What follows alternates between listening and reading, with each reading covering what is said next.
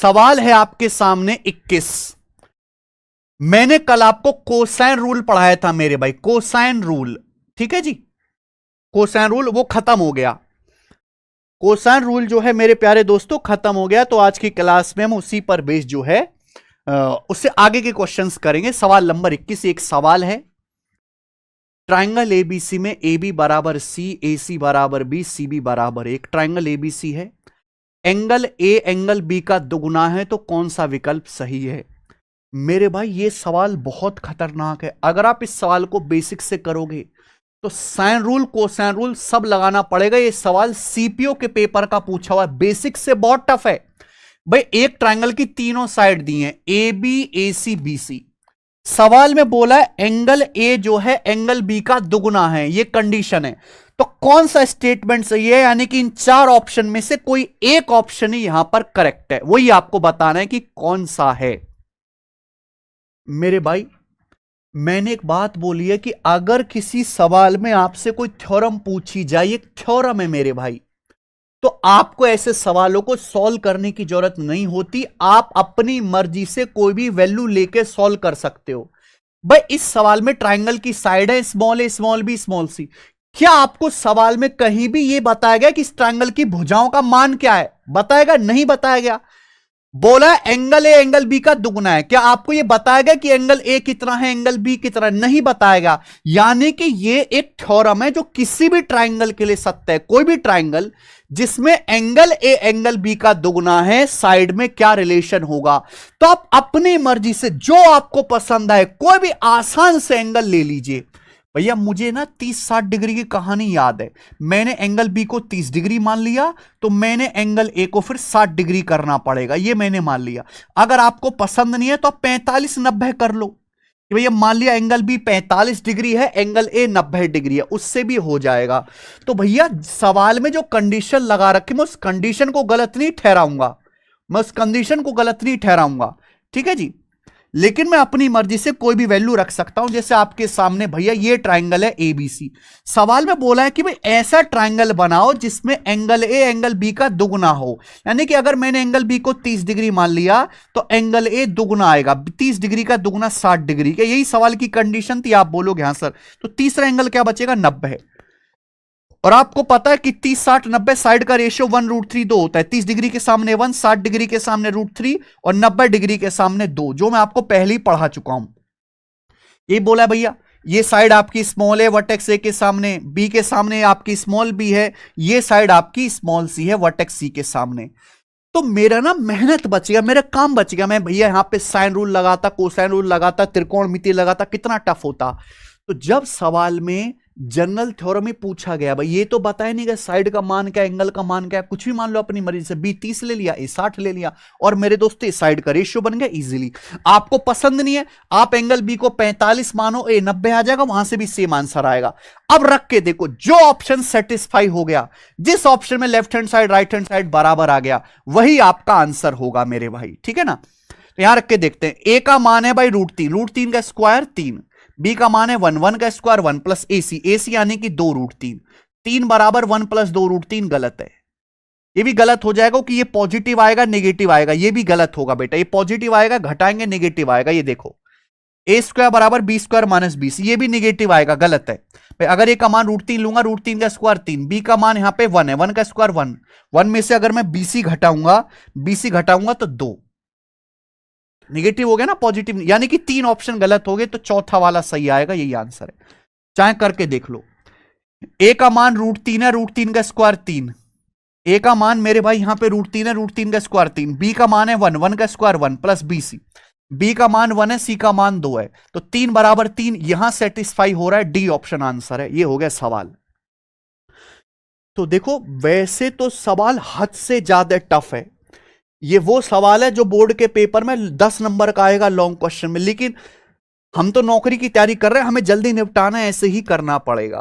ठीक है बच्चे, आगे चलते हैं। अगला सवाल या अगला कंसेप्ट,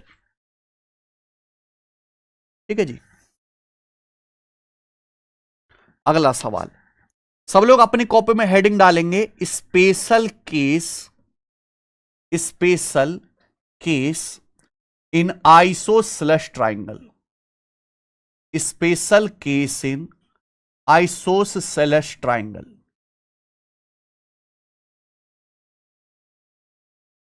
स्पेशल केस है मेरे भाई, सब बच्चे ध्यान से सुनेगा। बच्चों में आपके सामने एक आइसोसेलेस ट्राइंगल बनाता हूं, यानी कि समद्विबाहु त्रिभुज। भाई मैंने आपके सामने एक आइसोसेलेस ट्राइंगल बनाया इस तरीके से, जिसे हम कहते हैं समद्विबाहु त्रिभुज, है ना, ए बी सी। ये आइसोसेलेस ट्राइंगल है जिसमें ये दोनों साइड बराबर है। ये साइड है स्मॉल ए, ये साइड है स्मॉल ए, ठीक है ना। ओके, आप बोलोगे हाँ जी सर बिल्कुल, ये साइड है स्मॉल ए। तो इसको ए बी सी ऐसे कर लेते हैं।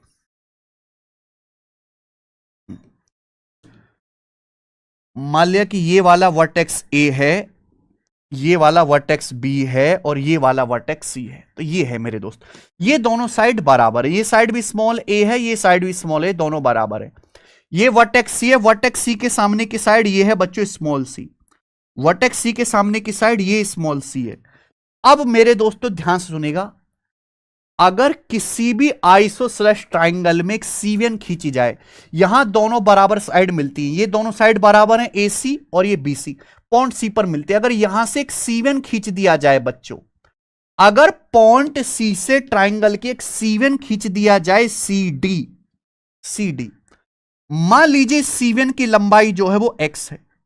मान लो इस सीवियन की लंबाई एक्स है। सीवियन में आपको पढ़ा चुका हूं कि ट्राइंगल में साइड के किसी भी भुजा के पॉइंट को सामने वाले वर्टेक्स से मिला दो। ट्राइंगल में किसी भी साइड के किसी भी बिंदु को सामने वाले वर्टेक्स से मिला दो, सीवियन कहलाती है। ये स्पेशल सीवियन है क्योंकि वहां से खींची गई है जहां पे दोनों बराबर साइड मिली। एक रैंडम लाइन है कोई भी, मान लो मेरे दोस्तों ये लेंथ एम है, सीवियन ने भुजा बीसी के दो टुकड़े कर लिए एम और एन। तो कंसेप्ट या फॉर्मूला ये बनता है कि मेरे भाई ये जो सीवियन है एक्स, एक्स स्क्वायर बराबर a square minus m n, x square बराबर a square minus m n, ये फॉर्मूला है। इस फॉर्मूले को आप याद कर लीजिए मेरे भाई, बहुत इंपॉर्टेंट है। एक्स स्क्वायर बराबर a square minus m N, ठीक है। सीवियन है, ये एक्स है सीवियन, एक्स स्क्वायर बराबर a square minus m n, ये एम लेंथ है, ये एन लेंथ है। आइसोसेलेस ट्राइंगल में यहां से एक लाइन खींची गई है जो सामने वाली भुजा के दो टुकड़े कर रही है एम और एन। ये दोनों साइड बराबर है, बराबर साइड जहां मिली वहां से सीवियन खींची गई। तो ये एक्स स्क्वायर बराबर a square minus m N.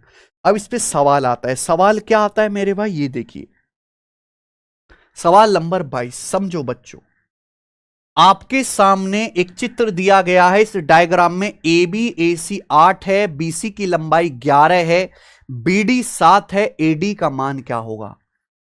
सवाल को देखते ही पता चल गया कि भाई आइसोसेलेस ट्राइंगल है, ए बी भी 8 है, ए सी भी 8 है, बीसी की लंबाई 11 है, यानी कि बी से सी तक 11 है, बीडी 7 है। तो अगर बी से डी तक की लंबाई 7 है तो ये डीसी क्या आ जाएगा 4। भाई बी से सी तक 11 होना चाहिए, तो ये सी डी कितना आ जाएगा 4, 4 हो जाएगा, 7 4 11। आप बोलोगे हाँ जी सर, क्योंकि अगर ये 7 है तो ये 4 है, 7 4 11, तभी तो 11 होगा। आपसे पूछा एडी, तो आइसोसेलेस ट्राइंगल में एक लाइन खींच दी गई है रैंडम मेरे भाई, पॉइंट ए से जहां दोनों बराबर साइड मिले वहीं से लाइन खींचनी है। ये लंबाई आपसे पूछा तो मैंने अभी शॉर्टकट समझाया कि भाई ये जो एडी है, जो सीवियन है, एडी का स्क्वायर क्या आएगा, डायरेक्ट शॉर्टकट। ये दोनों बराबर साइड है, 8 8 का स्क्वायर माइनस 7 गुणा 4, 8 का स्क्वायर होता है मेरे भाई 64, 64 में से 28 घटाएंगे 36, तो एडी का स्क्वायर 36 आ गया। अंडर रूट लेंगे, एडी की लंबाई 6 इस सवाल का आंसर है। और मुश्किल से 1 सेकंड लगेगा सवाल करने में, 1 सेकंड से ज्यादा नहीं लगेगा। सवाल नंबर 23 देखिए, 23 सवाल नंबर जो 23 है, सीजीएल 2018 के मेंस का है as it is. CGL 2018 mains के पेपर में सवाल पूछा है, बनाओ। आइसोसेलेस ट्राइंगल एबीसी में A B A C 17 centimetre है, बीसी पर डी कोई बिंदु है, एडी 15, सी डी 4, तो आपसे बीडी की लंबाई पूछी है। एक बार हम डायग्राम बना लेते हैं क्योंकि चित्र बन गया तो सवाल अपने आप समझ में आ जाएगा। ठीक है जी, ज्योमेट्री का जो मेन चीज होती है उसका डायग्राम होती है। तो हमने आपके सामने बच्चों एक आइसोसेलेस ट्राइंगल बनाया है एबीसी। ये समद्विबाहु त्रिभुज है। समद्विबाहु त्रिभुज क्यों? कि यहां ए बी और ए सी दोनों बराबर है। ए बी की लंबाई भी 17 है, ए सी की लंबाई भी 17 है, दोनों साइड बराबर है। बोले साइड बीसी पर कोई पॉइंट डी है। साइड बीसी पर मान लीजिए कि यहां कोई पॉइंट डी है। सीडी की लंबाई 4, सीडी की लंबाई 4 बोलिए, एडी 15। अब ए से डी को मिलाएंगे तो ये एडी आपका 15 दिया हुआ है, 15, ये 15 दिया है। आपसे जो पूछा है वो क्या पूछा है प्यारे भाई? बीडी की लंबाई, बीडी की लंबाई पूछे। क्या 1 सेकंड में होने वाला सवाल नहीं है ये? क्या ये सवाल 1 सेकंड में सॉल्व होने वाला नहीं है मेरे भाई? बताओ।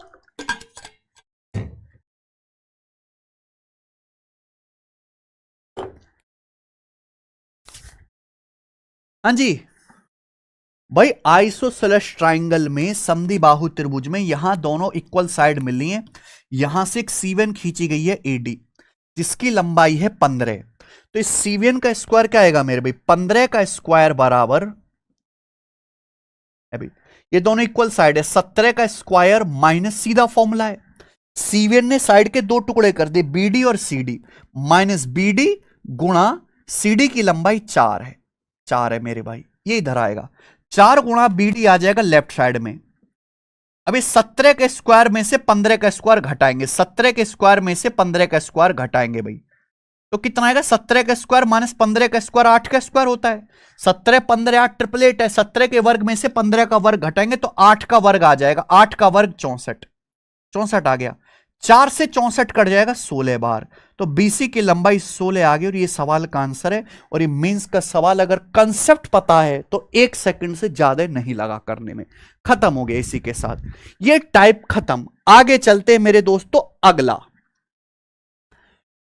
अगला मेरे प्यार भी, सब लोग अपनी कॉपी में हेडिंग डालेंगे interior angle bisector theorem. Interior angle bisector theorem, अगला concept interior angle bisector theorem. और मैं बताऊं, इस सीट का, ये जो हमारी तीसरी सीट जो खत्म होने वाले, इस सीट का सबसे ज्यादा इंपॉर्टेंट अगर कोई कंसेप्ट था तो यही था, interior angle bisector theorem. Hindi वाले भाई लिखेंगे आंतरिक कोण समद्विभाजक प्रमेय। हिंदी वाले भाई लिखेंगे आंतरिक कोण समद्विभाजक प्रमेय। इंटीरियर एंगल बाइसेक्टर थ्योरम, आंतरिक कोण समद्विभाजक प्रमेय। सबसे पहले हम थ्योरम समझते हैं कि थ्योरम क्या है, इसका स्टेटमेंट क्या है, इसका फॉर्मूला क्या है, फिर हम इसका प्रूफ समझेंगे, फिर बच्चों हम इस पर सवाल करेंगे बेसिक से, फिर अच्छे लेवल के। Interior angle bisector theorem, Hindi वाले भाई लिख लेंगे आंतरिक कोण समद्विभाजक प्रमेय। आंतरिक कोण समद्विभाजक प्रमेय मेरे भाई ध्यान सुनेगा बच्चों।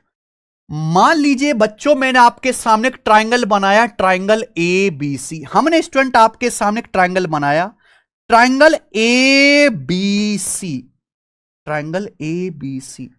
क्या बात क्लियर है? आप बोलोगे यस सर, बात एकदम क्लियर है। अब किसी ट्राइंगल के 3 एंगल होते हैं, एंगल A है, angle B, angle C, 3 interior angle होते हैं। आप किसी भी एंगल का बाइसेक्टर खींच लो, आप किसी भी एंगल का बाइसेक्टर खींच लो।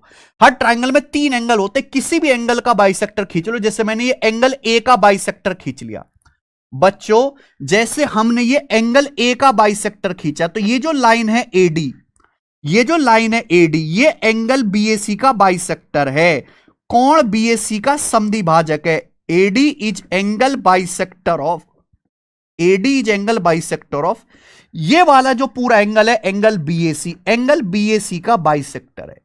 तो AD जो है बच्चों एंगल BAC का बाइसेक्टर है। बाइसेक्टर यानी कि हाफ हाफ करेगा, यानी कि अगर ये एंगल थीटा है तो ये भी थीटा हो जाएगा, हाफ हाफ। तो ये एंगल बाइसेक्टर है मेरे दोस्तों, आधा आधा कर रहा है, एंगल A के 2 बराबर टुकड़े कर रहा है। क्लियर? यहां तक किसी बच्चे को कोई समस्या? आप बोलोगे नहीं सर कोई भी समस्या नहीं है।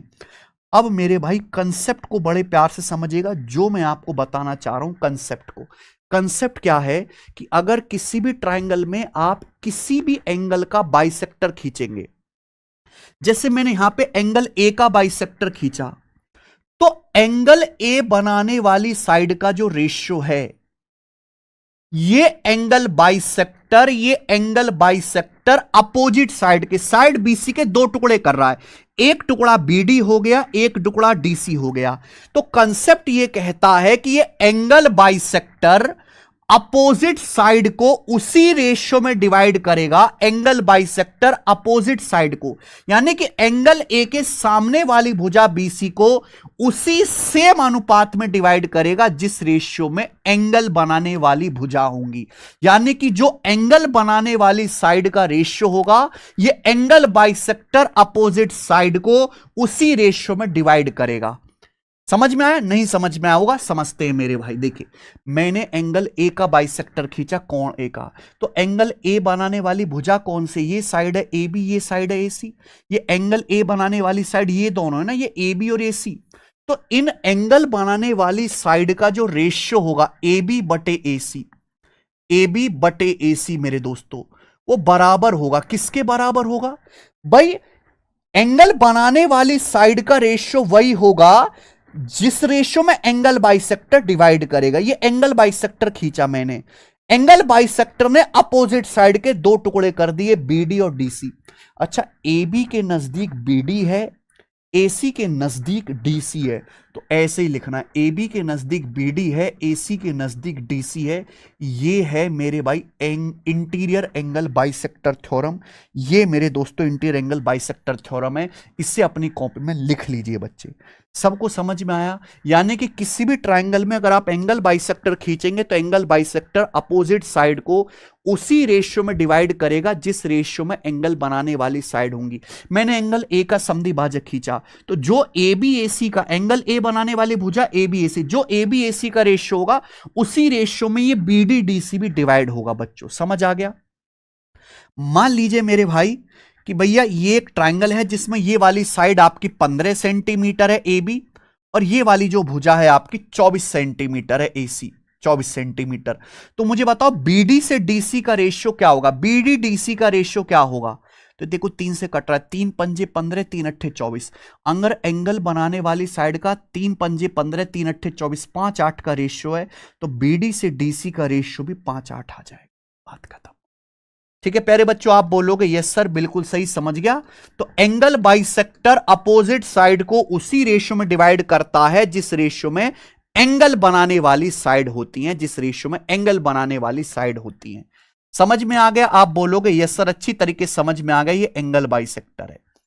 आप इसको प्रूफ भी कर सकते हो मेरे भाई, आप इसको प्रूफ भी कर सकते हो, जो जैसे आपको लगे ठीक वैसे कर लीजिएगा। प्रूफ भी कर सकते हो। प्रूफ कैसे करेंगे? साइन रूल से। प्रूफ कैसे करेंगे मेरे दोस्तों? साइन रूल से। मान लीजिए मेरे भाई ये वाला एंगल थीटा है, तो ये एंगल भी तो थीटा होगा कि ये एंगल बाइसेक्टर है।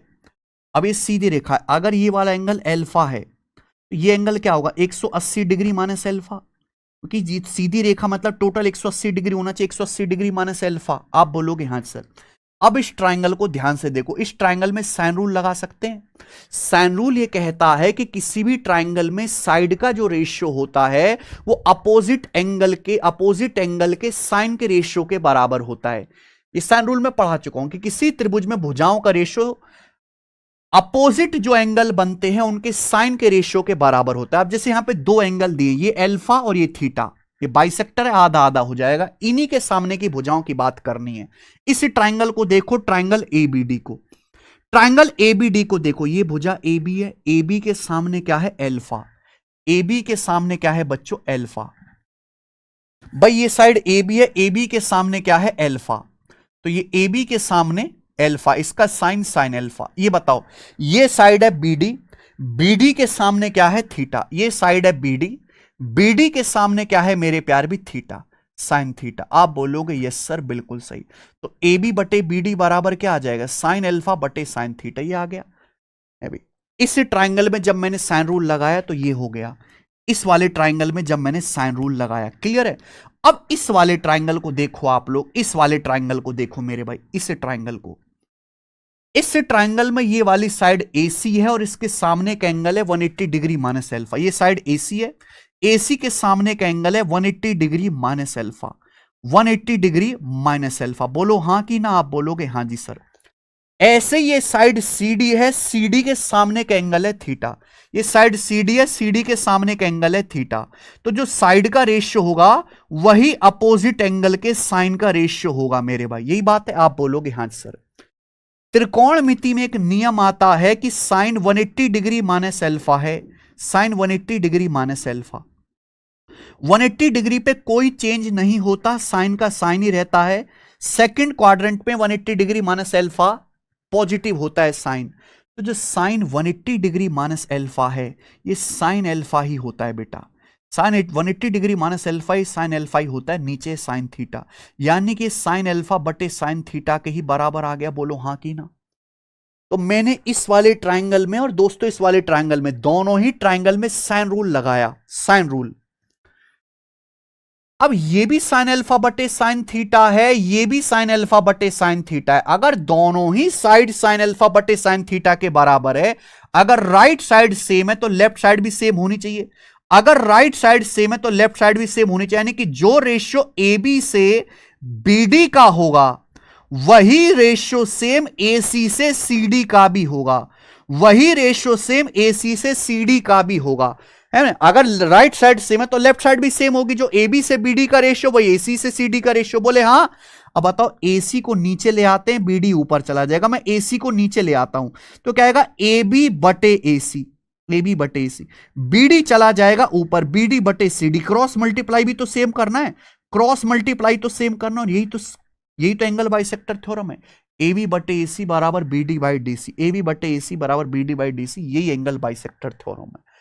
समझ में आ गया, प्रूफ भी हो गया, साइन रूल से मैंने प्रूफ किया। तो किसी भी ट्राइंगल में अगर आप एंगल बाइसेक्टर खींचेंगे तो एंगल बाइसेक्टर अपोजिट साइड को उसी रेशियो में डिवाइड करेगा जिस रेशियो में एंगल बनाने वाली साइड होंगी। जो रेशियो ए बी एसी का होगा वही रेशियो बीडी डीसी का भी होगा। समझ में आ गया। मुझे लगता है हर बच्चे को यह बात समझ में आई है। अब इस पर बेस सवाल करके आप दिखाओ। जितने भी सवाल हैं सब इसी थ्योरम पर हैं। सवाल नंबर 24 बताना जरा।